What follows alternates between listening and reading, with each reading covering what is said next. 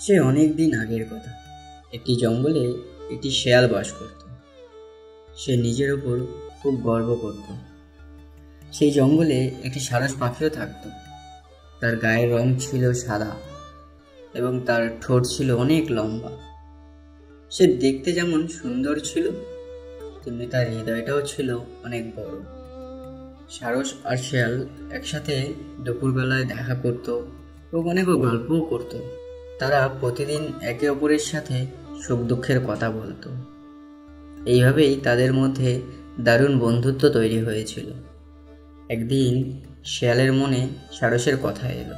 তখন সে একটি চক্রান্ত করল। তাই সে সারসকে বলল, বন্ধু, তুমি তো প্রতিদিন খুব ব্যস্ত থাকো, তোমায় কষ্ট করে শিকার করে খেতে হয়। আমরা এতদিনের বন্ধু, অথচ তুমি কোনোদিন আমার বাড়িতে আসোনি। তাই আগামীকাল দুপুরে তোমার বাড়িতে তোমার আসার আমন্ত্রণ জানাচ্ছি। আমি নিজে রান্না করে তোমায় খাওয়াবো, তুমি অবশ্যই আসবে। ঠিক আছে বন্ধু, তুমি আমার সবচেয়ে ভালো বন্ধু। তুমি আমন্ত্রণ করেছো আর আমি না এসে পারি? আমি আগামীকাল নিশ্চয়ই আসবো। আমন্ত্রণ অনুযায়ী পরের দিন সারস শেয়ালের বাড়িতে এলো। আমি তোমারই অপেক্ষায় ছিলাম, তাড়াতাড়ি এসো, খাবার ঠান্ডা হয়ে যাচ্ছে। সারস দেখল দুটি বড় প্লেটে পায়েসের মতন কিছু খাবার পরিবেশন করা হয়েছে এবং তার ঘ্রাণও খুবই ভালো ছিল।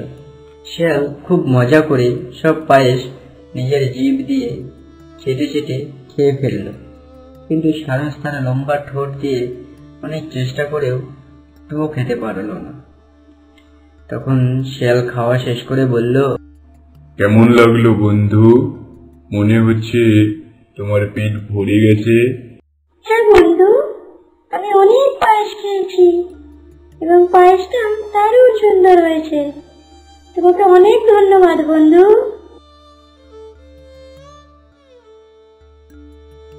বন্ধু, তুমি সেদিন আমাকে তোমার বাড়িতে খাবার আমন্ত্রণ দিয়েছিলে, তাই আমি তোমার জন্য রান্না করতে চাই।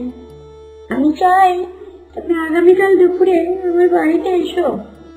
বন্ধু, আমি অবশ্যই আসবো। পরের দিন শেয়াল সারসের বাড়িতে পৌঁছালো আমন্ত্রণ রক্ষা করতে।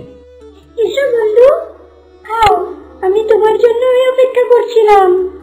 তখন শেয়াল দেখলো দুটি বড় এবং সরু গলার হাঁড়িতে স্যুপ রাখা হয়েছে।